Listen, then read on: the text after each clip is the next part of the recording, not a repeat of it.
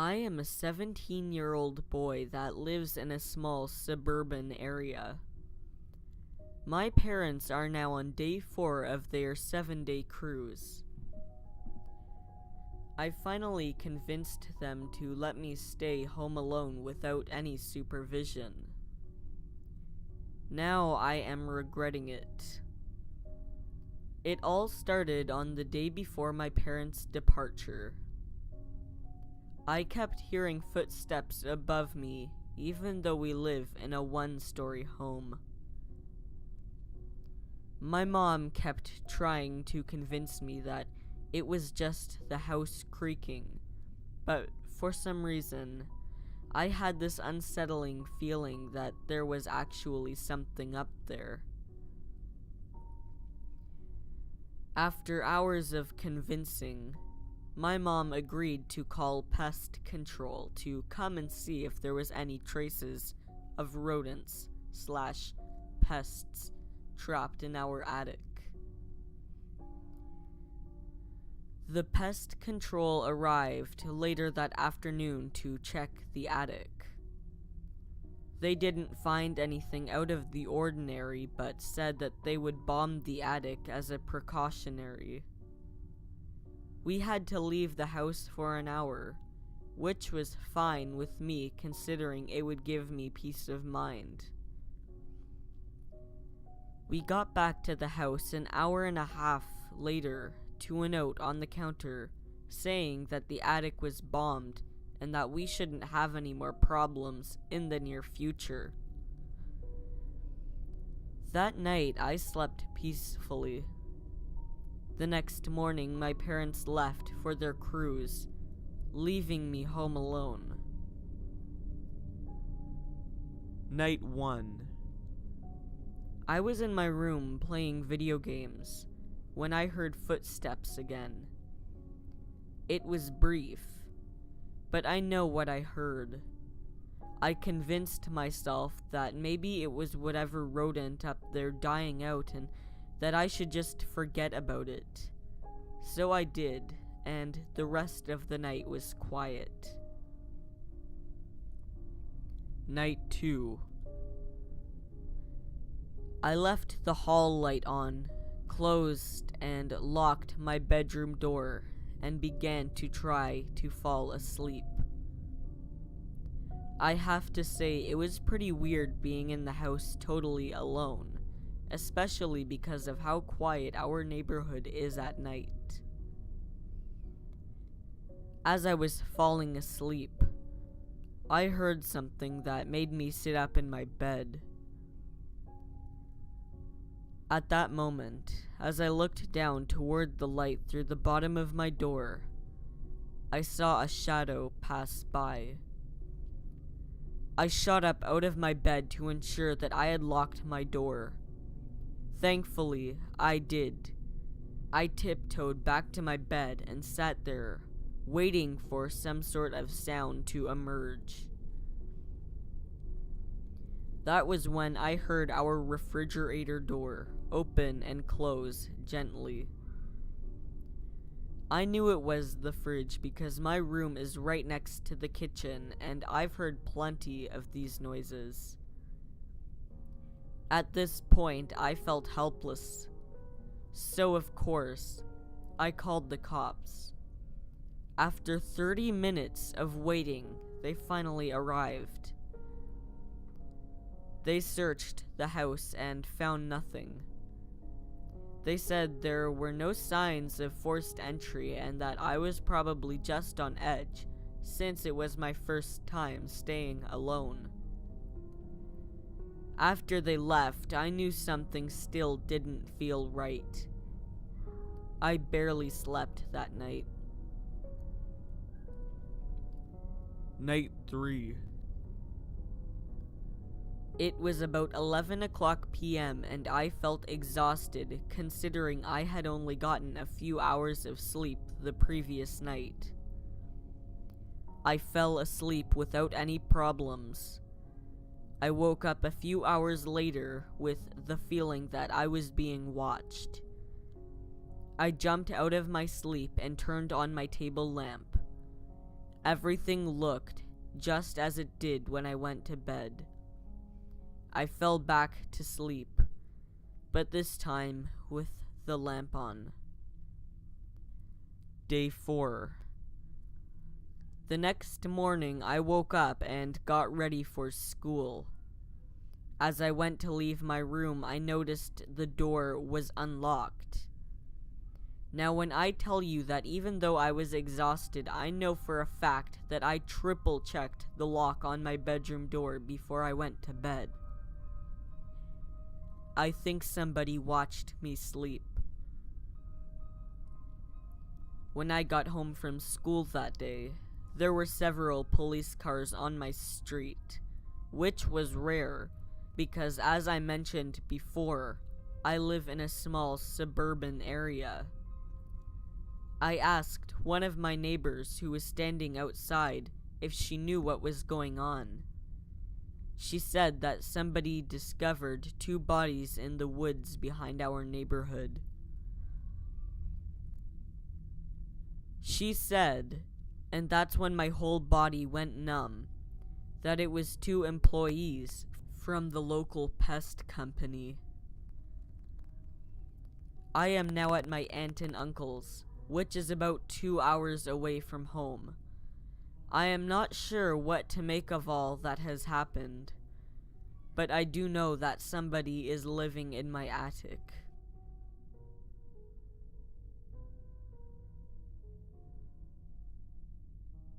My wife and I decided to do some spring cleaning this weekend, as we do every year around this time.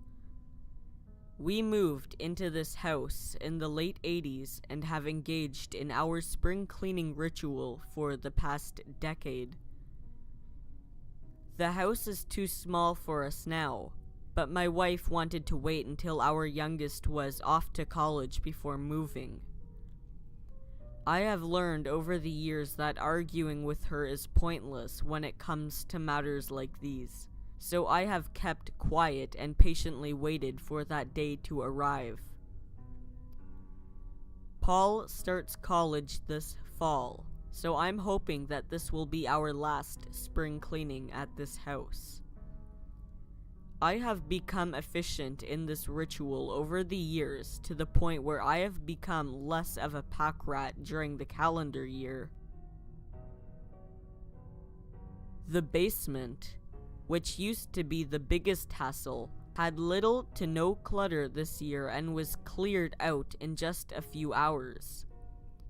The garage was the next area of interest and took the remainder of the evening.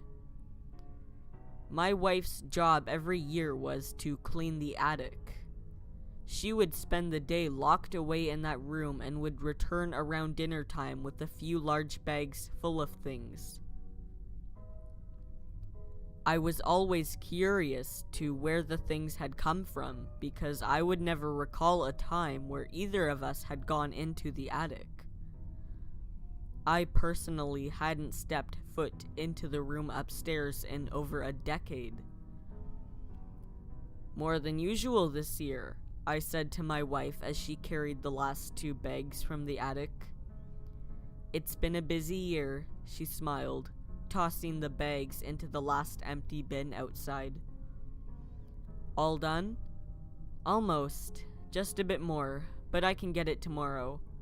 I can, that's okay, she said, kissing my cheek. I can get it. I stared at her with a curiosity that was new to me.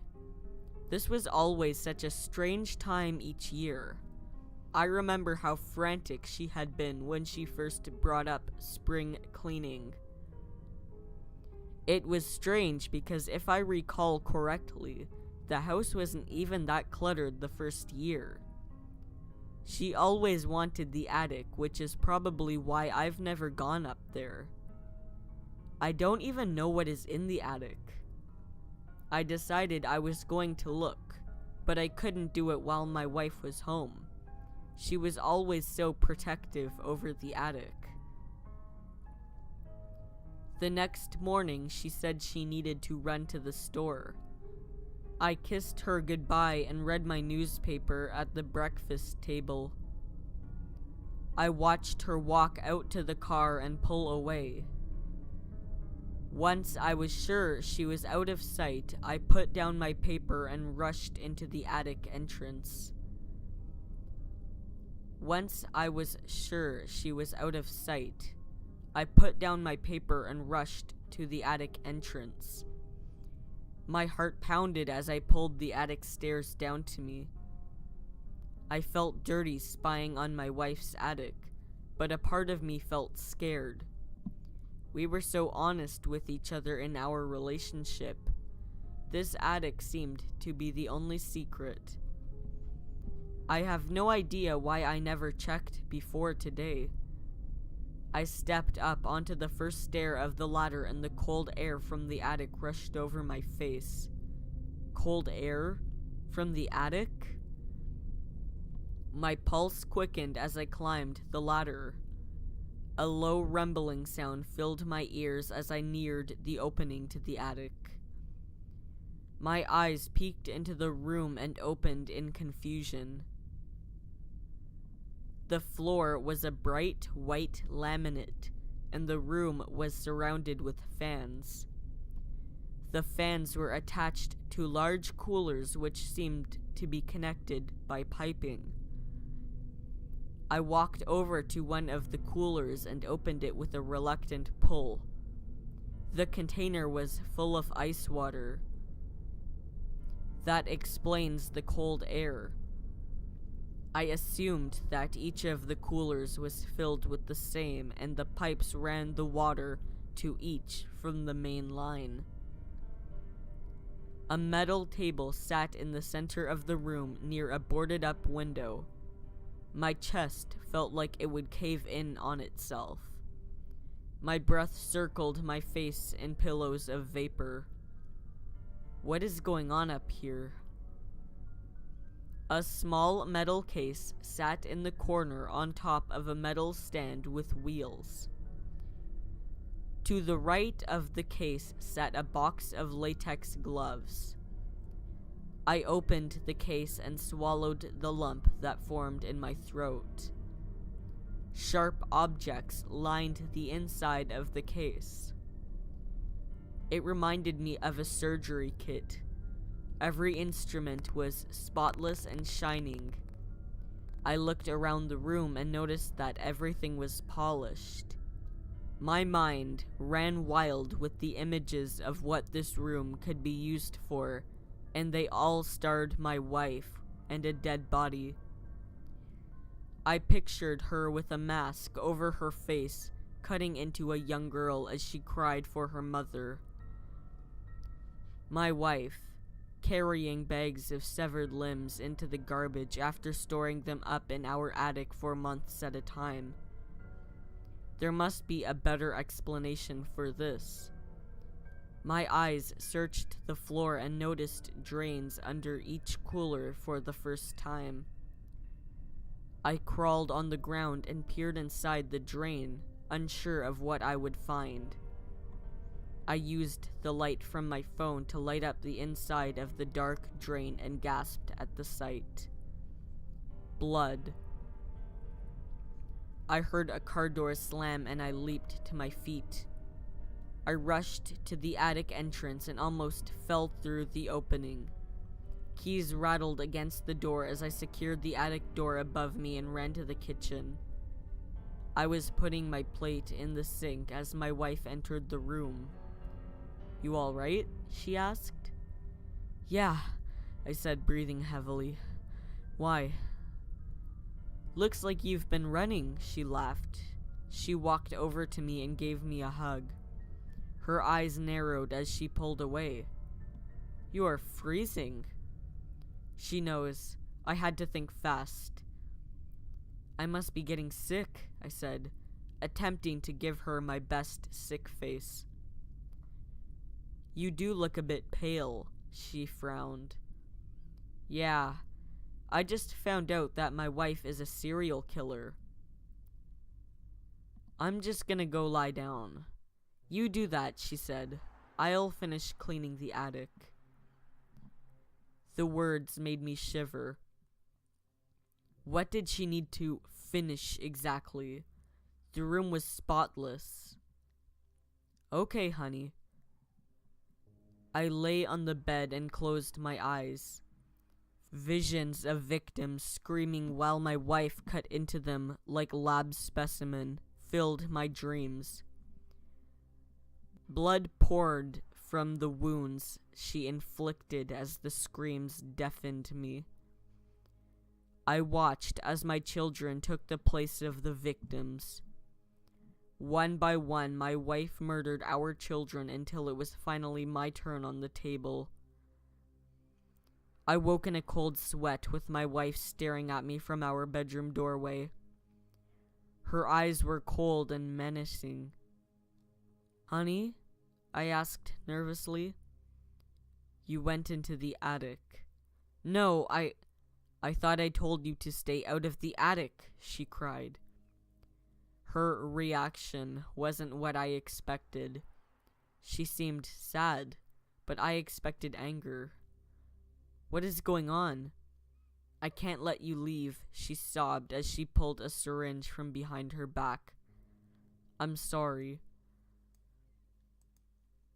She lunged at me onto the bed.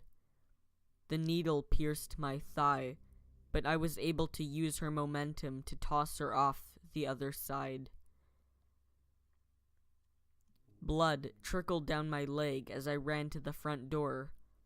I heard a gunshot ring out as I turned the corner to the living room. Tears rolled down from my cheeks as I sped out the front door as a second shot nicked the frame. I ran across the yard, waiting for the next shot to take me out, but it never came. I disappeared in the trees behind our neighbor's house, and only when I was out of sight did I look back. My wife sat crouched down on our front doorstep with my gun in her hand, crying. The police arrested my wife, and I watched them carry the coolers out of the attic for evidence. They found pieces of a young boy who was reported missing a few weeks prior. I looked into my wife's eyes and I couldn't recognize her. She looked at me with regret. A fear in her eyes swelled into tears as the car pulled away. I woke up the next morning and turned on the television. Every news station was playing the same story. My wife, the serial killer. I felt dirty in my own home. How many people met their end in my attic? The police were already estimating that it could be in the dozens. The thought made me nauseous. I grabbed the box of cereal from the cupboard and poured myself a bowl as I watched the footage. The pundits were discussing how I could have possibly not known about these things occurring in my own home. I thought the same thing. I grabbed the milk from the fridge and opened it. I glanced down to the paper bowl and stopped as the first drop hit the paper that sat in my cereal. I grabbed the note and unfolded the paper, my heart pounding in my neck as I read the words. It's Paul you should be afraid of.